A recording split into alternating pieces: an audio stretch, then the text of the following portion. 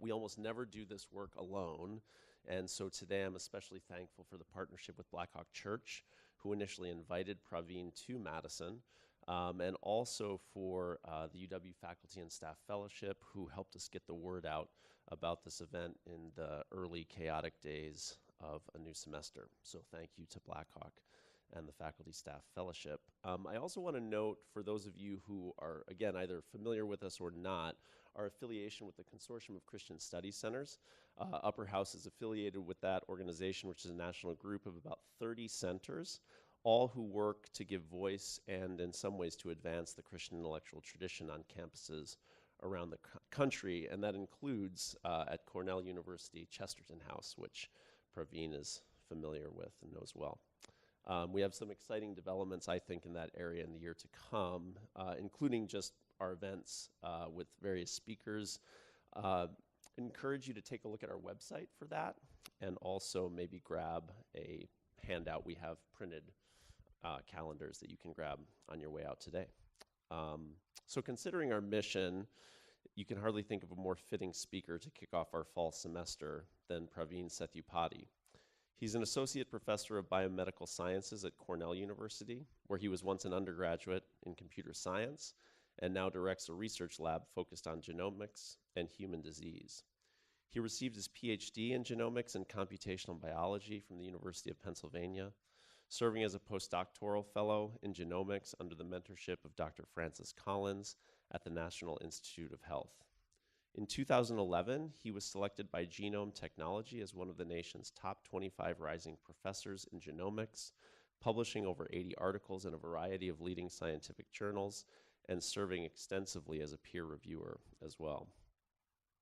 Praveen's work is supported by the National Institutes of Health and the American Diabetes Association, the Fibrolamellar, yeah, that what you said, Cancer Foundation, and several Cornell University grant programs. Recent honors include an award for outstanding mentorship and teaching. He also serves on the Advisory Council on the American Association for Advance of Sciences, Dialogue on Science, Ethics, and Religion, and on the board of the BioLogos Foundation. Not surprisingly, especially having spent some time with Praveen last night, he's become a very prolific speaker on issues in genetics and topics related to science and faith. When he's not in the lab or at the podium, he's most likely in Brooktondale, New York, spending time with his wife, Rebecca, and their 3 children. Would you please join me in welcoming Praveen Sethupathy?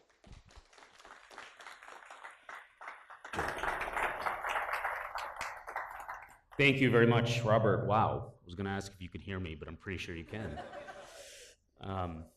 Let me know if that gets a little intense. Thank you again, Robert, for that very kind introduction, and special thanks to you and John Terrell and all of Upper House for inviting me to spend this day with you. And thanks to all of you. It's 8:30 in the morning on a Monday, so I know there are probably a lot of other places, including bed, where you could be. And so I'm grateful that you're interested in this topic and that you felt it would be worthwhile to come out and chat with me today. So looking forward to sharing some of my thoughts on science and faith. It's a really eclectic and fun audience. I can already tell we've got a broad span here of students and seasoned faculty and people that can talk circles around me when it comes to philosophy. So I'm really excited for the makeup of the crowd and for the Q&A afterwards as well. So first, a little bit about me. And I should say, if there are any Blackhawkers that are here that heard me on Sunday, it'll be just the beginning portion that will seem very familiar to you, but hopefully there will be something in this for you as well that's new and not exactly what you heard yesterday. So first, a little bit about me. I am a Christian and a scientist with Hindu background, Indian ancestry, Canadian birth, and American citizenship. Okay, so that's a lot to unpack. And I'm obviously not going to get into most of that today. But what is most relevant for today's topic is that as a scientist, I'm firmly committed to the pursuit of empirical knowledge, making observations and gathering tangible data to test my hypotheses. On the other hand, I am also a person of deep faith in Christ and in truths that I believe science alone cannot illuminate. I've committed my life to both science and faith, and they don't occupy separate parts of my brain. And as far as I'm aware, they don't really represent multiple personalities. I do believe that they commingle as partners for me. A shared theme in my experiences, both as a Christ follower and as a scientist, is that I never stop learning. And more importantly, I never stop wrestling with what I would call hard and, as Blackhawk Church is calling, unsettling questions. The lifeblood, I believe, of both vibrant faith and productive science is the willingness to wrestle with hard questions that don't have pat answers. But as I shared yesterday, this was not my experience when I was in graduate school doing my own studies. I couldn't really find partners in this wrestling process, either in the academy or in the church, as hard as I tried. And it led me to feel that we should be concerned when the academy and the church get a little too comfortable, right? A little too relaxed in its ways, because I think this holds us back from making progress in science and from drawing nearer to God. And it can lead to a kind of groupthink mentality that's stagnating and unproductive. Right? Former provost of Stanford University gave a speech on the academy a couple of years ago in which he made a poignant observation related to this. He said, "We need to resist the external threats to our mission, but in this, we have many friends outside the university willing and able to help. But to stem or dial back our own academic parochialism, we're pretty much on our own. The first step is to remind our students and colleagues that those who hold views contrary to one's own are rarely evil or stupid, and they may know or understand things we do not. It is only when we start with this assumption that rational discourse can begin and the winds of freedom can blow." And during this visit, as short as it's been, I've been delighted to learn that Upper House is committed to and even characterized by this principle. So I'm really grateful that Upper House is on this campus, and I'm really excited to hear about forthcoming events and activities that Upper House will be engaged in Madison.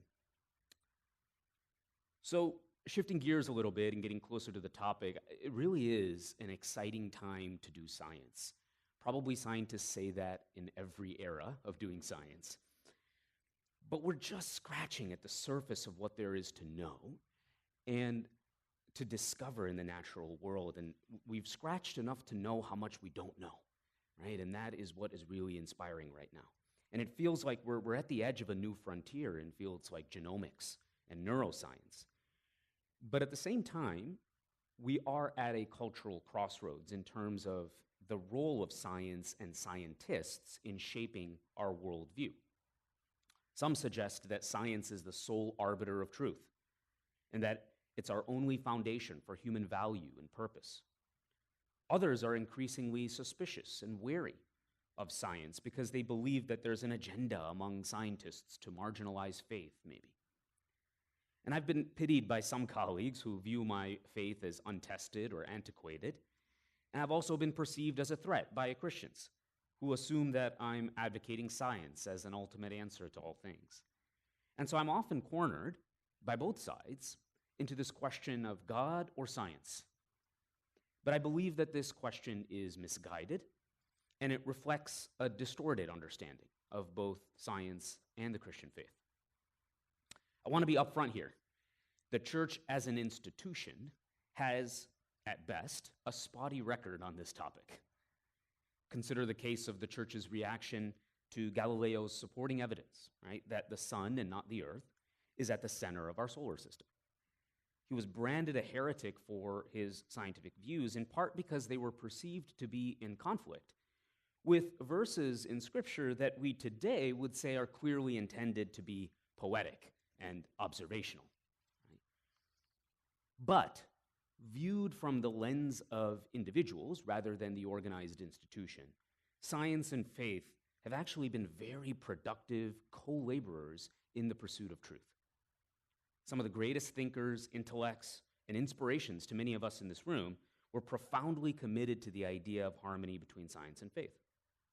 One of the most prominent individuals who I think exemplifies this is a man named Johannes Kepler, one of my favorite scientists. He's a famous German thinker and scientist from the 17th century, and he established the laws of planetary motion, and he's considered today to be one of the foremost mathematicians and astronomers of all time. He's credited with creating the field of celestial mechanics. In one of his most famous scientific treatises, this is a scientific treatise, Kepler starts with the following words: "I commence a sacred discourse, a most true hymn to God the Founder, and I judge it to be piety, not to sacrifice many bulls to him or to burn incense of innumerable perfumes, but first to learn myself, and afterwards to teach others too, how great he is in wisdom, how great in power, and of what sort in goodness." And then it's just a whole lot of math. Kepler didn't fall into science and then just hope that science and faith could be partners in his pursuit of truth. He was actually driven to science because of an insatiable desire to learn about and then, as he says in so many words, celebrate God with others. The scientific lens, whatever it happened to reveal, didn't push God out of Kepler's worldview. Instead, it gave him into a window of just how amazing God is. Right? It takes humility to do that, right? An ability to say, maybe I don't know very much about God at all. Right?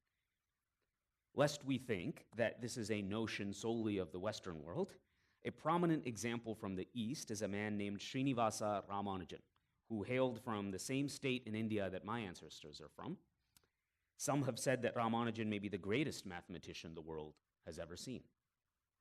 He's referred to as the man who knew infinity, and a movie about him was recently made with the same title that some of you may know about.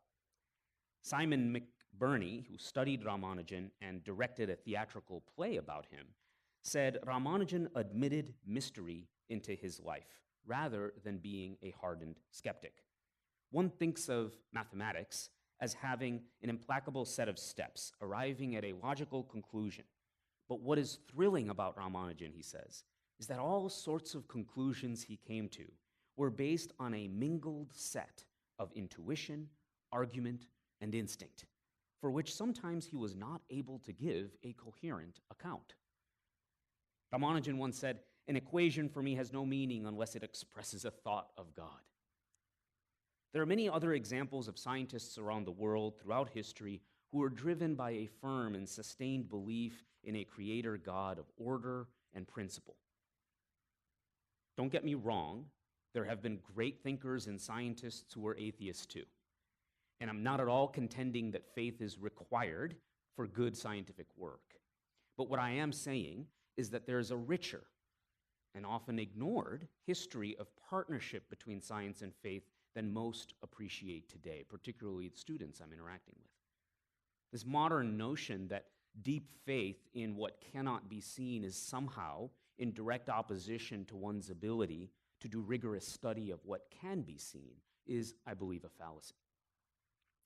All of that said, we do face a serious problem, and that's why we're here to talk about this conflict or perceived conflict between science and faith. There's a widespread sentiment that those two things are at odds.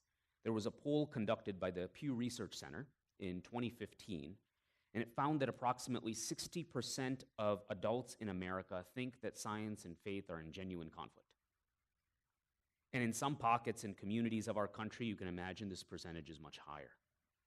There's a growing perception, which I do believe is kind of inexorably linked to the very polarizing and damaging nature of political discourse in our country, that rational scientific thought cannot commingle with a faith-based worldview.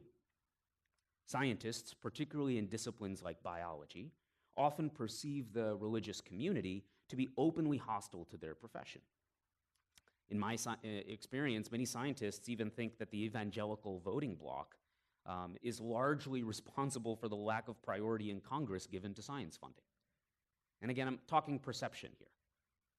Likewise, even though some prominent surveys suggest that the majority of evangelicals have a friendly view of science per se, they do have a tremendous distrust of scientists. whom they often perceive as promoting an atheistic agenda. Social scientists like Dr. Elaine Howard-Eklund at Rice University, they've done excellent work to show that these perceptions of one another are caricatures, really. They reflect perhaps what the loudest voices are saying, but not necessarily what everyone in those communities are thinking. But nonetheless, perceptions matter. They build social currents. Because once trust is broken, it's exceedingly difficult to mend it. Every interaction between a scientist and a person of faith that sows distrust, it's like a crack in a foundation. With enough cracks, a chasm forms, and then with more cracks, the chasm widens and deepens, and before we know it, we find ourselves where we are today, with what seems like a Grand Canyon that's separating science and faith. And it seems like no one is actually talking to each other in this process. They're just trying to be louder than the other. In the book Religion versus Science, What Religious People Really Think, Dr. Eklund reports that over 30% of self-identified evangelicals first consult a pastor about a question that they have on science. And this is putting a lot of pressure on pastors because they're not equipped to answer these questions. Among all other faith traditions, agnostics and atheists, the average was less than 10%. Among the many problems this distrust between scientists and evangelicals creates is a serious and I believe completely unnecessary crisis of faith among our youth. I've mentored students who were immersed as youngsters in religious environments that actively discouraged them from expressing their doubts or openly wrestling with their questions. They didn't have an upper house nearby, right? And now as students of science, they find themselves ill-equipped to reconcile their childhood faith with the study of the natural world. This often leads to insecurity and even crises of faith. They feel confused, sometimes unsure about what it even means to be a Christian or whether it's even acceptable to share their struggles. And when I meet these students, the damage is so palpable. And reversing it is not easy. Many fall through the cracks without anyone even knowing. And for these reasons, I'm really passionate about giving students, in my sphere anyway, a space for honest inquiry and healthy discourse. It doesn't matter what they believe or what they're wrestling with. There needs to be a space if it's an honest question. They've become so used to shutting out the world when it comes to questions about their faith, but I want them to embrace the freedom they have in Christ to be reflective, to ask hard questions. So I'm making the case that there's harmony between science and faith, but there must be good reasons why this perception has built over time, right? What are some of these good reasons? There are many, but I thought what I would do is kind of walk through two of these reasons where it really feeds this notion that perhaps they really are in conflict and incongruent. So I'm going to refer to these as two stumbling blocks, okay? So one stumbling block is how we think about sense of purpose and meaning, okay? Science has increasingly shown that stochasticity, or randomness, is inherent to many of the most wonderful and remarkable phenomena, including biological evolution. And some have taken this to mean that there could be no larger purpose or meaning to our lives, thereby erroneously, I think, pitting science against faith. Because certainly faith would argue there is a larger meaning and purpose to your life. But one of the most stunning and perhaps paradoxical truths in biology is that apparently random processes lead to ordered, predictable outcomes all the time. A well-known and beautiful example of this is the self-assembly of a viral capsid. Is anybody familiar with this? Yeah. Okay, yeah. The video will do a better job of my description, so I encourage you to watch the YouTube video on this. But the capsid, it's an outer protein shell of a virus, okay? And it protects the virus and keeps it alive. The fully formed capsid is actually made up of hundreds of smaller parts, okay? So think of it as a puzzle with hundreds of pieces. How do they come together in just the right way to protect the virus? Science has shown that the answer is random motion. The puzzle pieces are basically bouncing around all over the place inside a cell. Bits and pieces come together, they break apart, but eventually, with a specified amount of space and heat and other parameters, the full puzzle, or the capsid in this case, comes together. As was pointed out, there's a video on YouTube that provides a visual display of capsid self-assembly, and I encourage you to check it out. Sometimes you have to see it to believe it. An apparently random process yields an entirely predictable and purposeful outcome. And this is in part because random processes in biology do not occur in a vacuum. They occur within a specific system, in this case, a cell. And this system defines the boundaries of what can and cannot happen. And so that random processes ultimately yield a final product that is more or less reproducible, but with slight variations that allow for diversity. Another really compelling example of this is the formation of the human body. That is the process by which each of us develops from a single cell to a whole organism. It's been said that our cells play dice en route to becoming a fully formed heart cell, or lung cell, or liver cell. But despite this underlying randomness, at the end of the process, what happens? A human body emerges. Right? Of course, each of our human bodies is just a little bit different from another's. I wish mine was slightly taller. But, it's a human body nonetheless, right? How does this happen? An article in Nature several years ago provided what I think is a rather poetic answer. And it says this: if cells play dice, various geometric and temporal constraints on the cells can weight the dice, thus disrupting perfect randomness to convert noise into orchestrated sounds. Let me read that just one more time. If cells play dice, various geometric and temporal constraints on the cells can weight the dice, thus disrupting perfect randomness to convert noise into orchestrated sounds.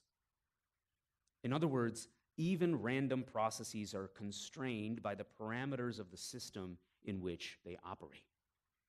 And these constraints actually help shape the final outcome. Randomness does not imply lack of order or purpose, at least the way that we generally talk about it as scientists. Instead, it can actually weave a beautiful tapestry, like how evolutionary processes bring about the diversity of biological life. And on this point, I think it's worth a quick aside here.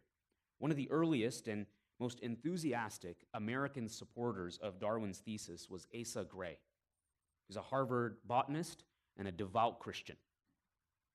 After critical examination of the theory and extensive interaction with Darwin himself, there are a lot of letters back and forth across the Atlantic between Asa and Darwin. Asa found evolutionary theory so beautiful, so compelling, that he was among the first to galvanize support for Darwin's ideas here in America. And he went on to author a volume of essays called Darwinia about the harmony between biological evolution and Christian doctrine. Notably, Asa was not troubled at all by what he called accidental or random processes in nature, because he believed that creation was endowed with a certain amount of freedom, which would necessarily bring about variation, but all within the sphere of God's overall plan and design. Darwin once wrote in a letter that no one person understands my views and has defended them so well as Asa Gray. I want to let that sink in for a moment, right? The person that Darwin felt best understood and appreciated him and his theory was a devout man of faith and a follower of Christ, right? So how far we've come. The second stumbling block is how we perceive knowledge or truth. Okay, so the first we talked about was, how randomness and stochasticity kind of impact the way we think about purpose and meaning. But the second is how we think about knowledge and truth. In the modern day, there is a strong social current that promotes the notion that logic, and reason, and observational science are the only or the superior paths to knowledge. Is there really no other way of knowing? To discuss this further, I actually want to turn, maybe surprisingly to some of you, to mathematics. Some of you may know Blaise Pascal. He's a 17th century philosopher and one of the most notable mathematicians and physicists in history. he noted that his own theorems in geometry rested on certain assumptions that, while intuitively evident, and nobody complained about them, they were not provable in the mathematical sense. In one of his famous works in the area of philosophy of mathematics, Pascal states that even in math, there's a bit of a sticky problem when it comes to proving a theorem. This is what mathematicians do, right? Theoretically, in a proof, every statement you make must be backed up by another statement. But that statement itself needs to be backed up. Right? And so you'll be backing up statements ad infinitum. And this is called the problem of infinite regress. And the way that mathematicians deal with this is to say, well, look, we're just going to assume a set of statements to be true because we believe that they're self-evident, and we're just not going to require proof for those. And we're going to call those axioms or postulates. And then we'll build up from there, right? So at some point, we'll hit a wall, and we'll say that wall is postulates, right? This led Pascal to make two very simple, but I think important conclusions. The first is, the power of reason is bounded by the finiteness of the human mind. Okay. The second is that even mathematicians must concede that there are other ways of knowing than just by logic or scientific method. In other words, these axioms, or first principles, as Pascal called them, that we take to be self-evident, if we're not going to prove them by logic, then by what means do we declare them to be true? There must be other ways of knowing that we're all generally comfortable with than just through reason.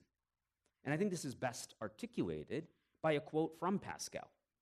He says, "We know the truth not only through our reason, but also through our heart." And his use of heart there, people think it most likely means intuition. For knowledge of first principles like space, time, motion, and number is as solid as any derived through reason. And it is on such knowledge, coming from the heart and intellect, that reason has to depend and base all of its argument. It is just as pointless, he says, and absurd for reason to demand proof of first principles from the heart, as it would be absurd for the heart to demand an intuition of all the propositions demonstrated by reason. Pascal was not the first to articulate this point. Even as far back as the 4th century BC, the great Greek philosopher and one of the fathers of the study of formal logic, Aristotle, declared in his work Posterior Analytics that some knowledge does not depend and cannot be demonstrated by reason.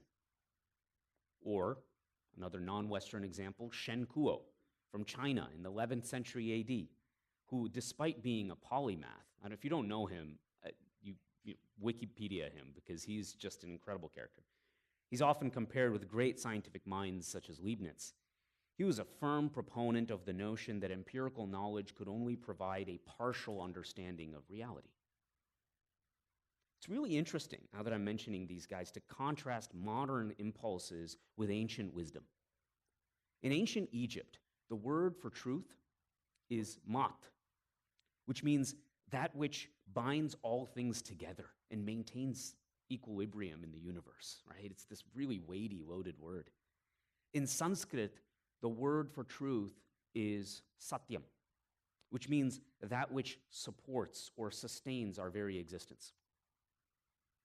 In my native tongue of Tamil, one of the oldest languages in the world, the word for truth is unmai. It's what you find when you look inside something, right? Like the real essence or quality of something.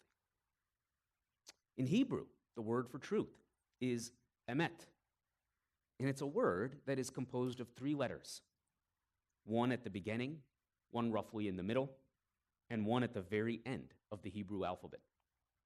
Whether specifically intended or not, it's certainly evocative of truth as all-encompassing, and something of which we are always striving to understand more. We've gone from these weighty and even inspiring notions of truth to that which we can see with our eyes and prove by our logic. Right? What about those pesky axioms in mathematics, or the first principles that Pascal talked about? Are not even those still unproven by logic and reason? As science has greatly expanded over time, our views on truth and reality, I think, have unnecessarily contracted. I'd like to end this morning with an opinion piece from 2006 about science and faith published in the journal Nature, the preeminent scientific journals. In it, the author Ulrich Kutzera, he's a German scientist, says, "Religious dogma, not faith, is the barrier to scientific inquiry." I would add to this that, I agree with him, but I would add to this that materialistic dogma, and not science, is the barrier to spiritual inquiry. Thank you very much.